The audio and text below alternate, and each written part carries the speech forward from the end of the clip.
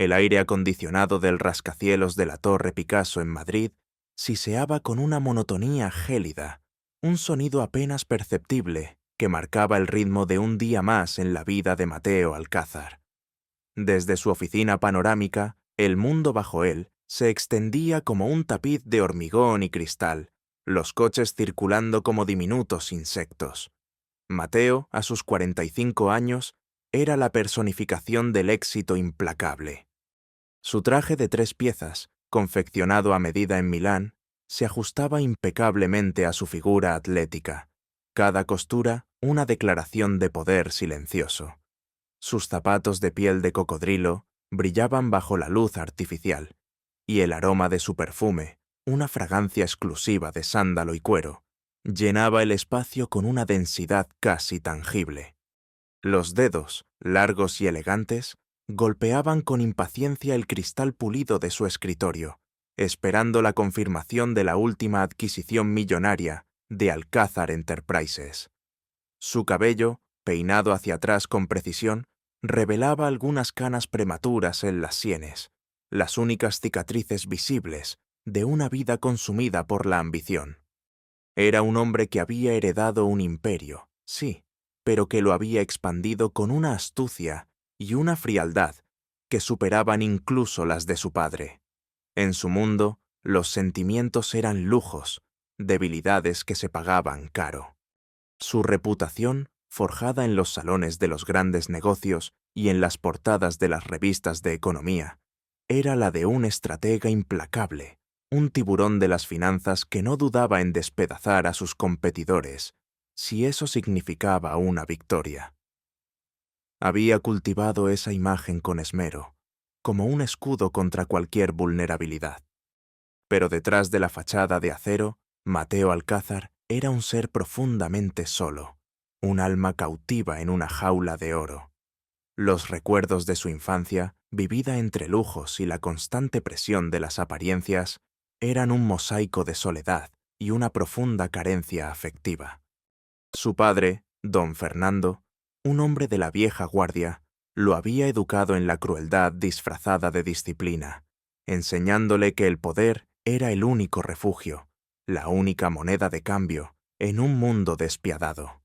Su madre, doña Carmen, había sido una figura etérea, más preocupada por los eventos sociales y su imagen que por la vida interior de su hijo. Mateo había aprendido rápido. La ternura era una debilidad, la compasión, un lastre. Había crecido en una mansión llena de sirvientes, pero desprovista de calor humano. El silencio de su ático en el barrio de Salamanca, con vistas al Parque del Retiro, era el mismo silencio que había resonado en su infancia, un eco perpetuo de una ausencia que ninguna fortuna podía llenar. La soledad se había convertido en una compañera constante, una sombra que lo seguía desde su primera taza de café colombiano, servida por su eficiente pero distante asistente, hasta el último informe financiero, revisado a altas horas de la madrugada. No era infeliz, no. Simplemente no sentía nada. O eso creía. Su asistente personal, Laura, una mujer de unos 30 años, impecablemente vestida, y con una eficiencia robótica, entró con una tablet en la mano. Señor Alcázar, la negociación de la fusión con Corporación Sol ha sido un éxito rotundo. Las acciones se dispararon un 3% al anuncio. Y en otro orden de cosas, la productora de cine, Visiones, ha logrado los derechos para la adaptación de El Jardín de las Sombras, la novela de Elara Ruiz. Es el bestseller del momento. Quieren que nuestra división de entretenimiento cofinancie el proyecto. El director, Guillermo Solís, insiste en una reunión personal con usted. Cree que su visión encaja con la sensibilidad de la obra. Mateo levantó una ceja, una expresión rara en su rostro. ¿El Jardín de las Sombras? ¿No es esa la novela sobre una sirvienta? Un melodrama, me parece. No es precisamente el tipo de contenido que suelo financiar, Laura. Preferiría algo más ambicioso, menos sentimental. Su voz era cortante, desprovista de cualquier matiz. El nombre, Elara Ruiz, no le decía nada. O eso creía. Laura asintió, sin inmutarse. Es un éxito de ventas masivo, señor, y ha ganado el Premio Cervantes de narrativa. La crítica la elogia por su realismo crudo y su profunda exploración de la resiliencia humana. Hablan de la voz de una generación. Solís está convencido de que será un fenómeno cinematográfico. El impacto cultural es innegable. Mateo gruñó. Impacto cultural. Tonterías. ¿Cuánto dinero genera? Eso es lo único que importa. Avísele a Solís que lo atenderé mañana por la tarde. Y dígale que sea breve. No tengo tiempo para sensiblerías. Laura asintió, su rostro inexpresivo. Entendido, señor Alcázar. Se lo comunico. Mientras Laura salía, Mateo se recostó en su silla de cuero, la mirada fija en el horizonte madrileño. Una novela sobre una sirvienta. Qué banal, qué insignificante. Su vida estaba hecha de números, de contratos, de la implacable danza del poder. Las historias de sufrimiento ajeno le parecían distantes, casi irreales.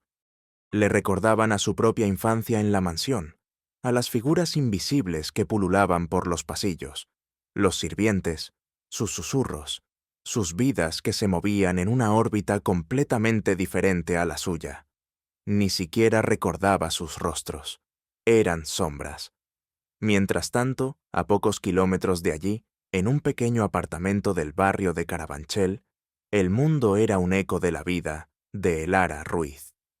El sol de la tarde se colaba por la ventana, revelando las motas de polvo que danzaban en el aire, y la humildad de un espacio que, sin embargo, estaba impregnado de un calor y una autenticidad ausentes en la opulencia de Mateo. Las paredes, pintadas de un azul descolorido, estaban adornadas con estanterías repletas de libros, algunos nuevos, muchos usados, pero todos atesorados.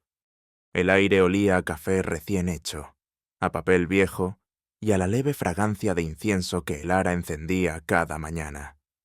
Elara, a sus 40 y tantos, conservaba la gracia y la resiliencia de una planta que ha crecido en un terreno rocoso. Su cabello castaño, recogido en una trenza sencilla, dejaba al descubierto un rostro marcado por la experiencia, pero con unos ojos grandes y expresivos que irradiaban una sabiduría profunda y una bondad inquebrantable. Su ropa era sencilla, cómoda, elegida por su practicidad y no por su marca. Años de trabajo duro, de madrugar antes del sol y acostarse después de la medianoche, habían esculpido su cuerpo con una resistencia inquebrantable. Pero su espíritu, su corazón, su mente, se habían mantenido inmaculados. Elara se sentó en su mesa de trabajo, una superficie de madera desgastada que había sido testigo de incontables horas de escritura, sorbiendo su café, su mirada fija en la pantalla del ordenador.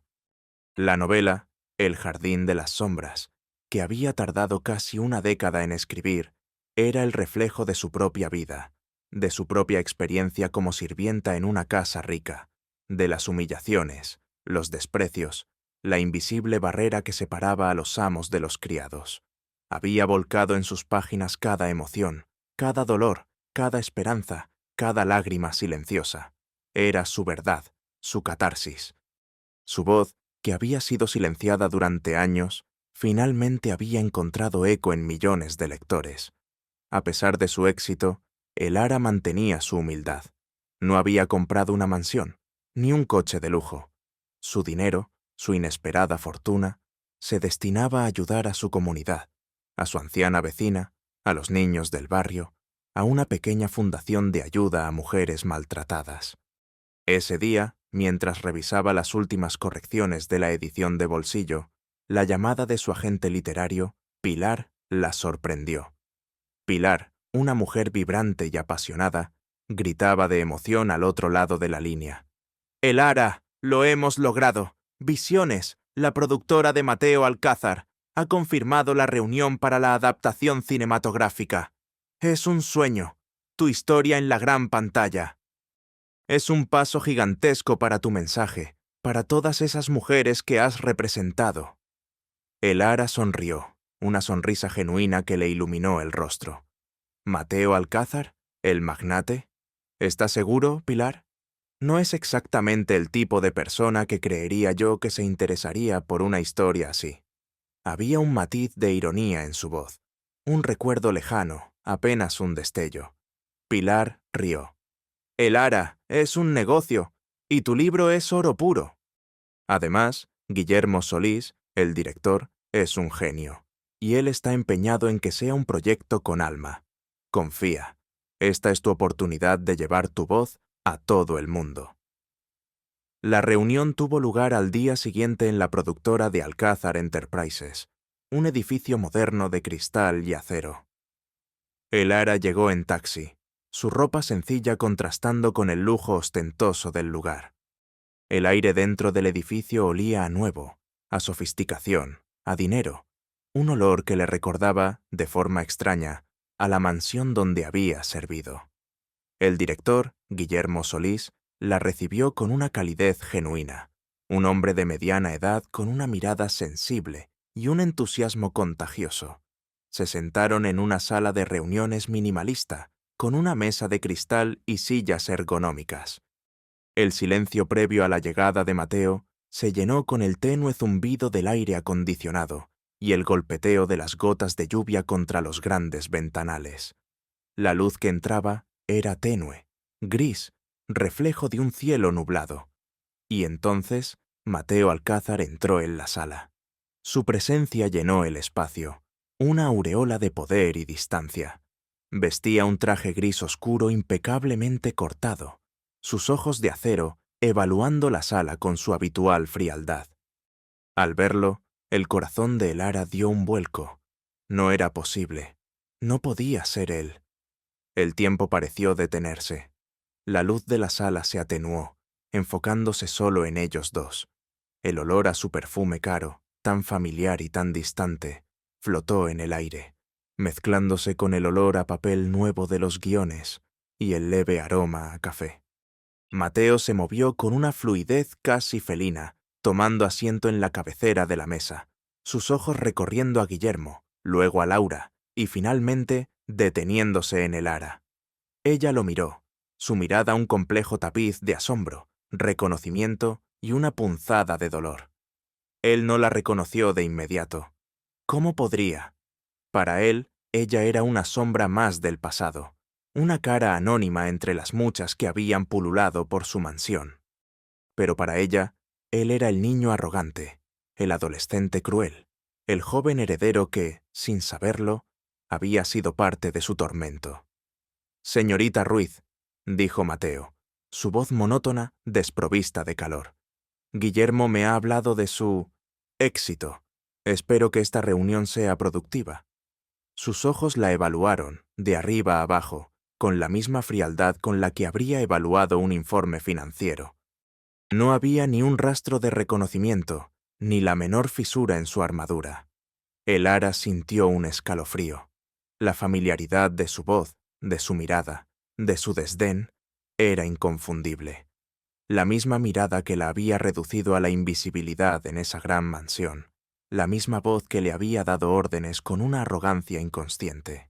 Ella tragó saliva. Sus manos se apretaron bajo la mesa, sus nudillos blanqueándose. «Gracias, señor Alcázar. Espero lo mismo». Su voz era un susurro, pero en ella había una firmeza, una dignidad que, si él hubiera prestado atención, habría sido imposible de ignorar. Pero Mateo no prestó atención. Solo vio a una mujer más, una escritora de éxito, quizás, pero una que, para él, venía de un mundo lejano y sentimental que despreciaba. La escena se estiró en el tiempo, cada segundo una eternidad de contraste. El roce de sus miradas, él, un monumento de ignorancia y poder. Ella, un pozo de memoria y resiliencia. El silencio, roto solo por el siseo del aire acondicionado y el pulso acelerado de Elara, marcaba el preludio de un drama que se extendía mucho más allá de las negociaciones de un guión. La mesa de cristal, brillante e impersonal, se interponía entre ellos como una barrera invisible, separando dos mundos que, contra todo pronóstico, estaban a punto de colisionar de la forma más devastadora. La reunión transcurrió con la formalidad que Mateo Alcázar imprimía a cada aspecto de su vida. Discutieron el presupuesto, los plazos, el potencial de mercado de la adaptación cinematográfica, pero nunca el alma de la historia. Mateo hablaba de cifras, de proyecciones, de retorno de la inversión.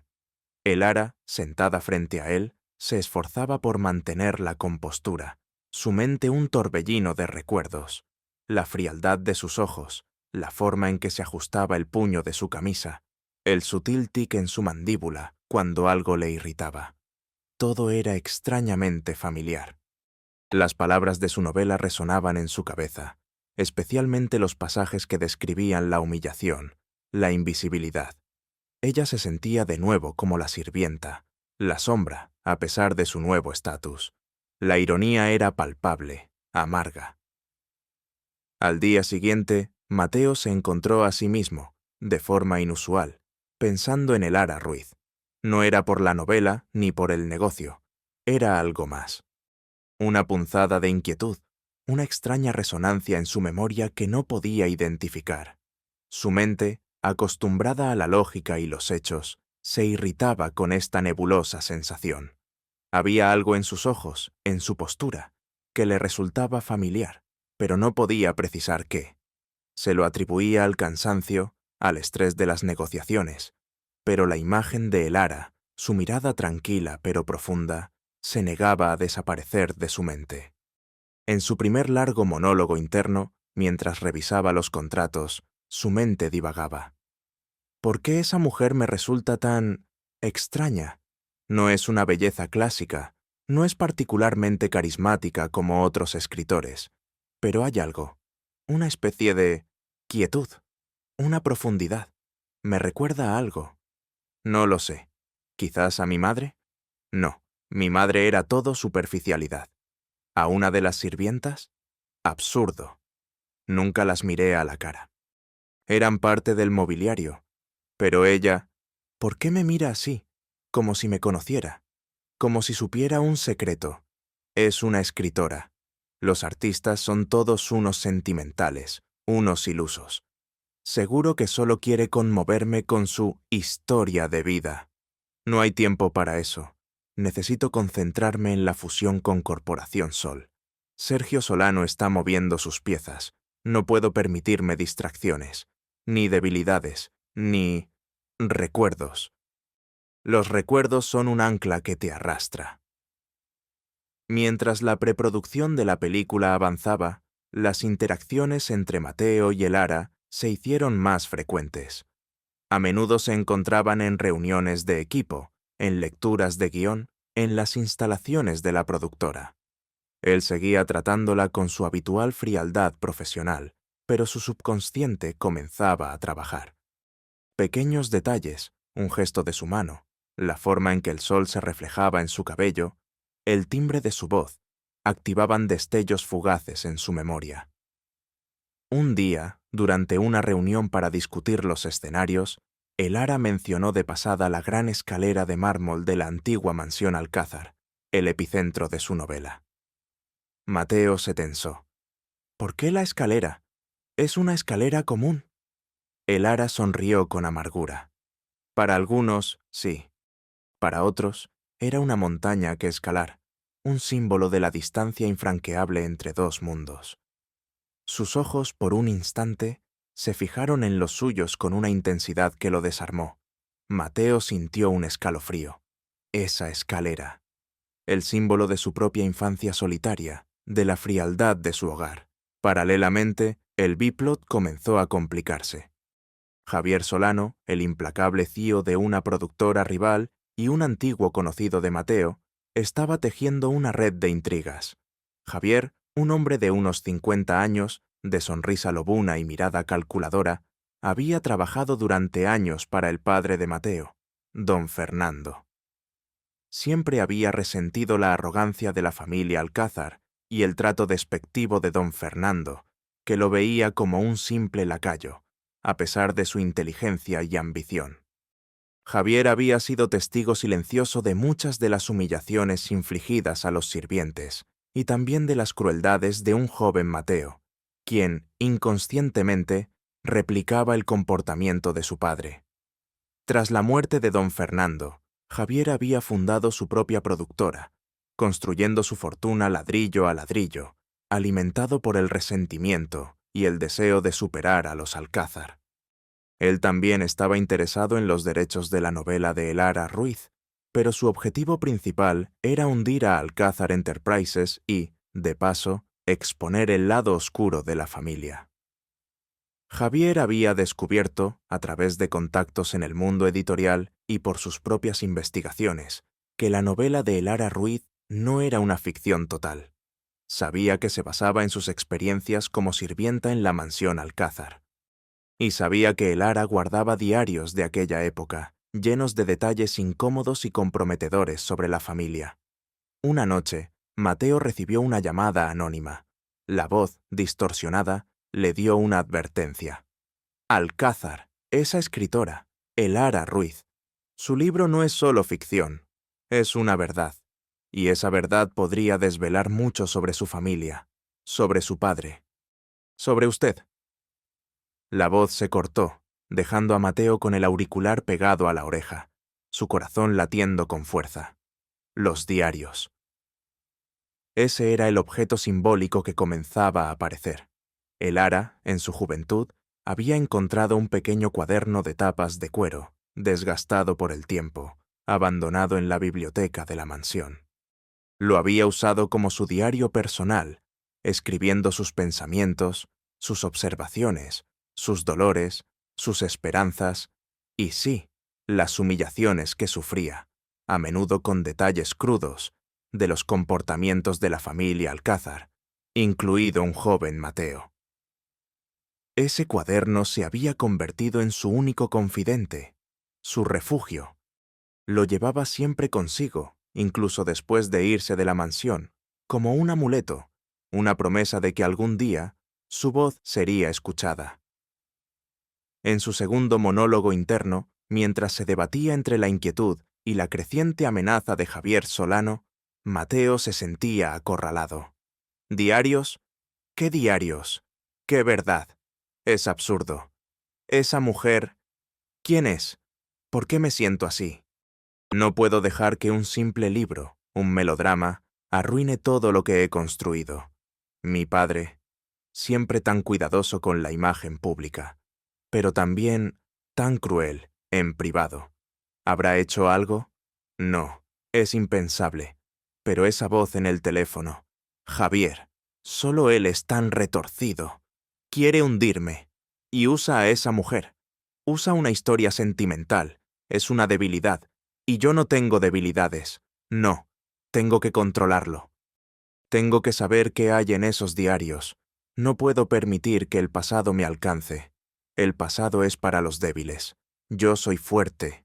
Pero esa mirada de Elara me persigue. ¿Y si hay algo más? ¿Y si hay algo que no sé? Un secreto que mi padre guardó. La verdad. La verdad es peligrosa.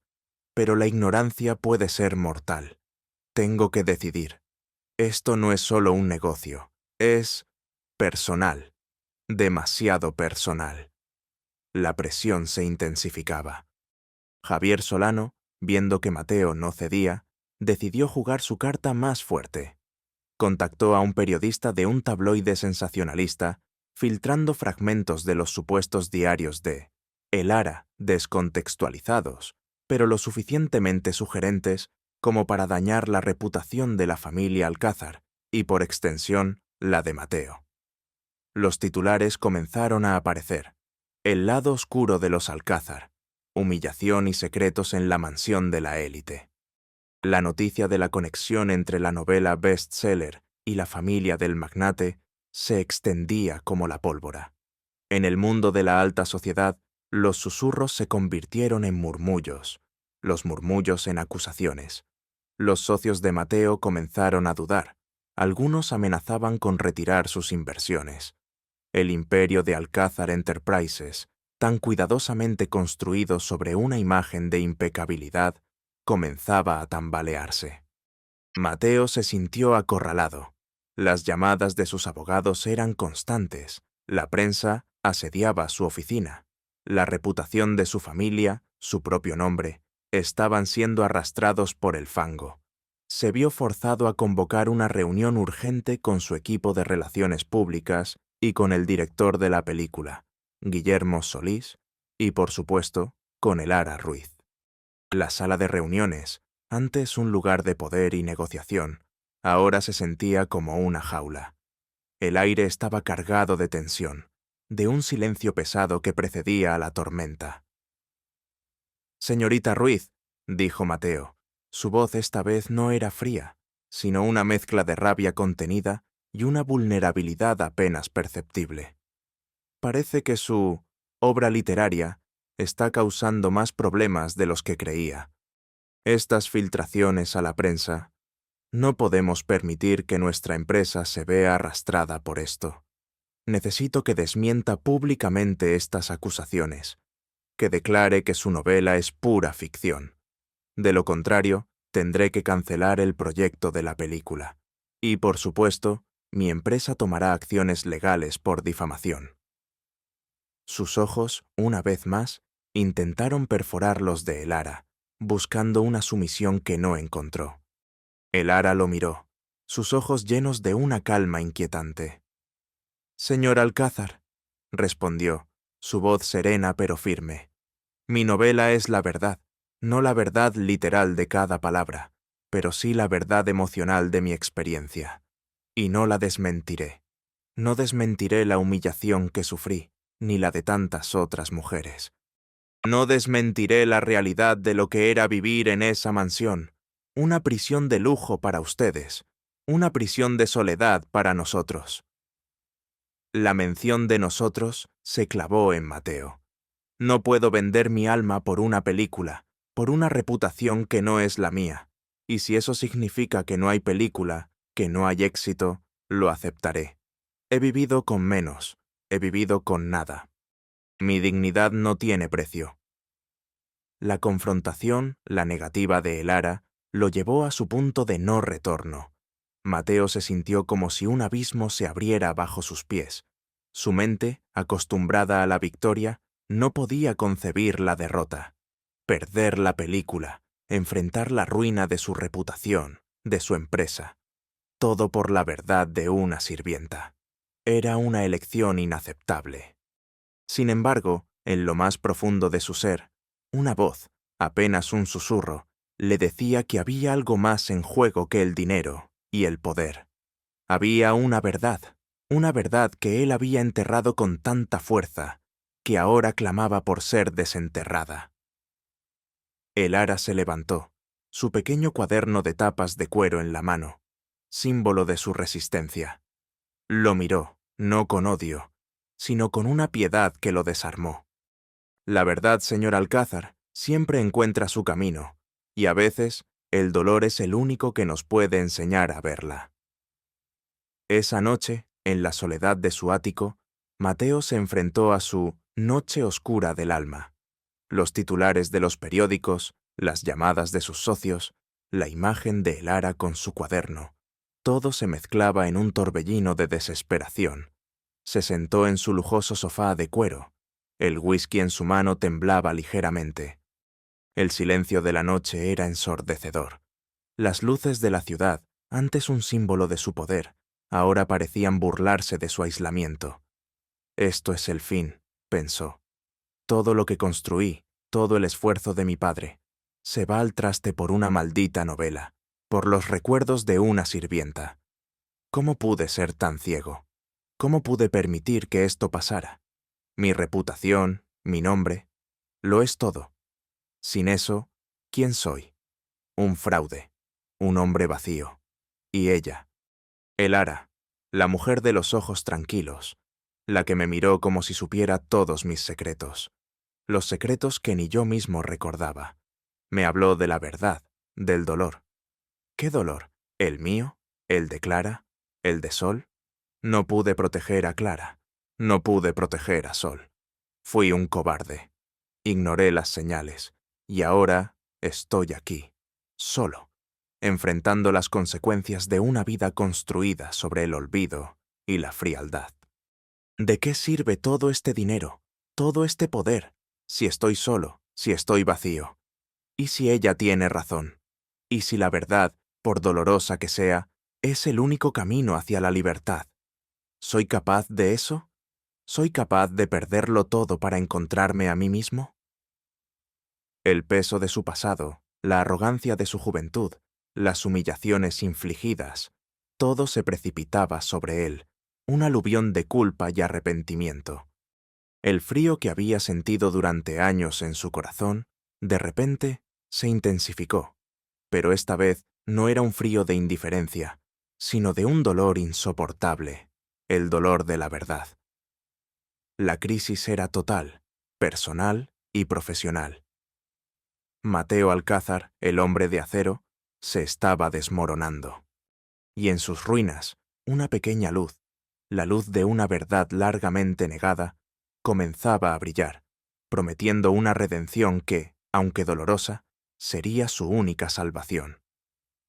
El camino hacia la catarsis ya había comenzado. La noche oscura del alma de Mateo se prolongó hasta el amanecer. El sabor amargo de la culpa llenaba su boca. El eco de las palabras de Elara resonaba en sus oídos. Se dio cuenta de que su imperio, sus millones, su reputación, eran solo una máscara para ocultar una herida profunda, un vacío existencial. La verdadera bancarrota no era financiera, sino moral. La patada al cachorro de su recuerdo, el abandono de Sol, la negligencia hacia Clara, las humillaciones a los sirvientes, la distancia emocional de sus padres, todo se entrelazaba, una madeja de dolor y arrepentimiento. Esa mañana hizo la llamada más difícil de su vida, no a sus abogados, no a sus socios, a Elara Ruiz. La cita fue en un pequeño café de Lavapiés, lejos de los ostentosos lugares que frecuentaba Mateo.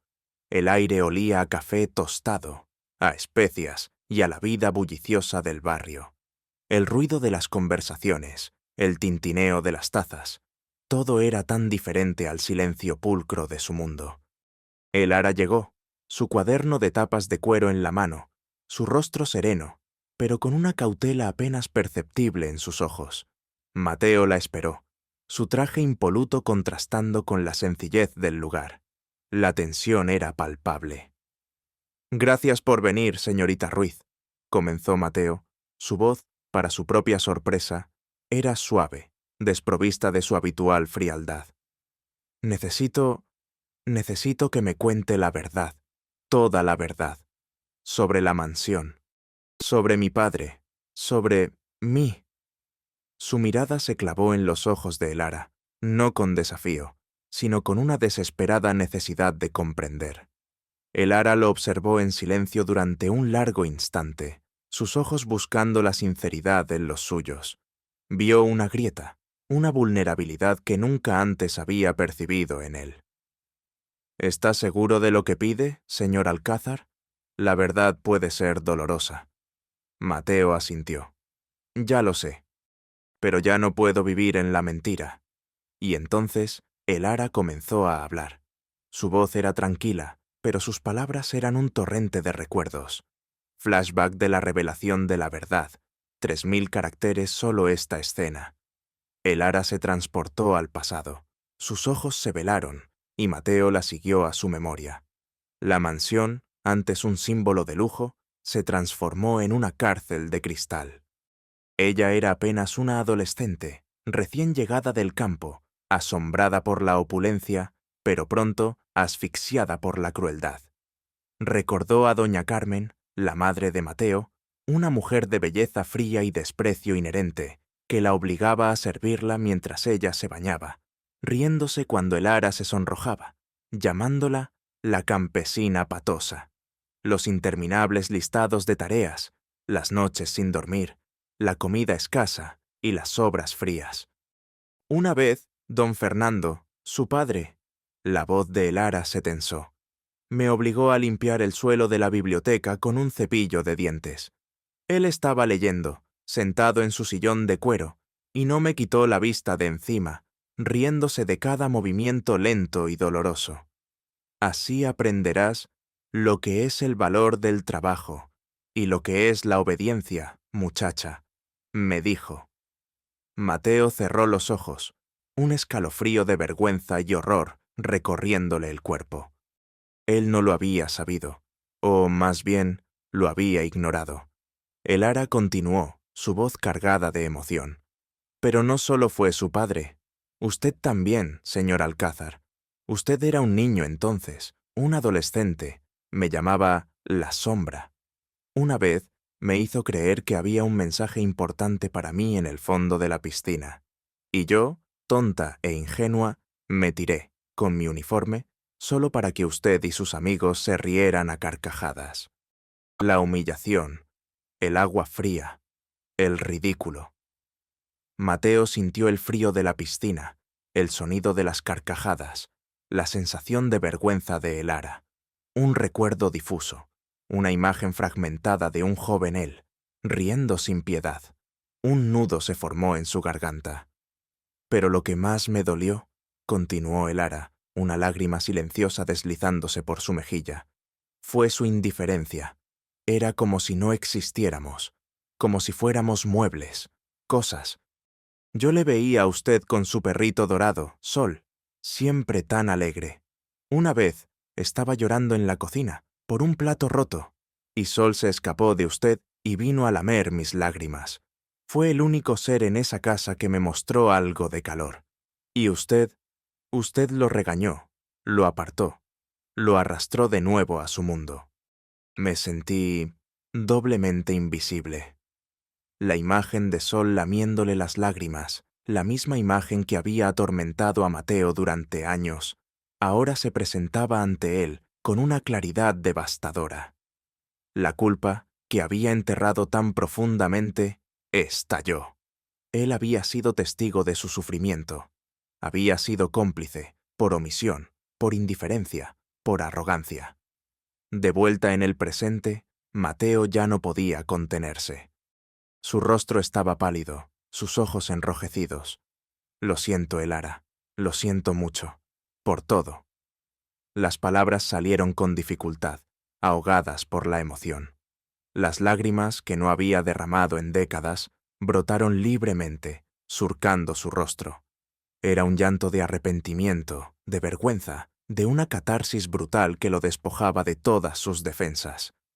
Elara lo miró, y por primera vez vio al hombre detrás de la fachada, al niño herido que había sido. Le tendió la mano. La vida es dura, señor Alcázar, pero la redención siempre es posible. La noticia de la confesión de Mateo Alcázar en el café de Lavapiés, filtrada por una fuente anónima, probablemente el ara, con la ayuda de Pilar, que había intuido la necesidad de esta catarsis, se extendió como un reguero de pólvora. Los titulares, que antes lo condenaban, ahora lo veían con una mezcla de sorpresa y admiración. El magnate Alcázar confiesa su pasado, un acto de humildad y arrepentimiento. La controversia en torno a El Jardín de las Sombras dio un giro radical. Ya no era solo una novela, sino un testimonio de una verdad, validada por el propio antagonista de la historia. El proyecto de la película, lejos de cancelarse, ganó un impulso inmenso. El director Guillermo Solís, conmovido por la sinceridad de Mateo, vio la oportunidad de hacer una película con un mensaje aún más poderoso. La confrontación final con Javier Solano tuvo lugar en una rueda de prensa improvisada, organizada por Mateo en su oficina, un acto de absoluta transparencia. La prensa, atenta, grababa cada palabra. Mateo, aunque visiblemente cansado, se mantuvo erguido. He convocado esta reunión para aclarar los rumores y las filtraciones sobre mi familia y sobre la novela de la señorita Elara Ruiz. Es cierto que El Jardín de las Sombras está basada en experiencias reales de la señorita Ruiz como sirvienta en mi casa. Y es cierto que mi padre, y yo mismo en mi juventud, fuimos cómplices de humillaciones y de un trato inhumano hacia ella y hacia otros empleados. Asumo mi responsabilidad y pido perdón públicamente a Elara y a todos los que sufrieron por nuestra arrogancia e indiferencia. El silencio en la sala era sepulcral. Los flashes de las cámaras parpadeaban incesantemente. También quiero desmentir las acusaciones falsas y las filtraciones malintencionadas que han intentado dañar mi reputación y la de mi empresa. Sé quién está detrás de esto. Su mirada se clavó en la de Javier Solano, que estaba entre los periodistas, con una expresión de triunfo que se desvaneció al instante. Javier Solano, antiguo empleado de mi padre, es el responsable de esta campaña de desprestigio. Él ha usado la verdad de Elara con fines maliciosos, buscando su propia venganza personal. Pero hoy, su juego termina. Los periodistas se giraron hacia Javier, sus grabadoras en alto. Javier intentó huir, pero la seguridad de Alcázar Enterprises lo detuvo. La verdad había salido a la luz, sin filtros, sin rodeos. El acto de Mateo no solo salvó su empresa de la ruina, sino que también lo liberó de las cadenas de su pasado, y castigó al verdadero villano. Había sacrificado su orgullo, su fachada de invulnerabilidad para reclamar su humanidad. Las consecuencias de la confesión de Mateo y el éxito de la película fueron profundas y transformadoras para todos los involucrados. Javier Solano fue investigado a fondo por la policía y la fiscalía. Las pruebas de sus manipulaciones, extorsiones y filtraciones maliciosas eran irrefutables. Su carrera como magnate de la producción de cine terminó en desgracia y enfrentó cargos por chantaje y difamación. El imperio de los Alcázar, lejos de hundirse, emergió de la crisis con una nueva reputación, no por su riqueza, sino por su capacidad de autocrítica y su compromiso con la justicia social.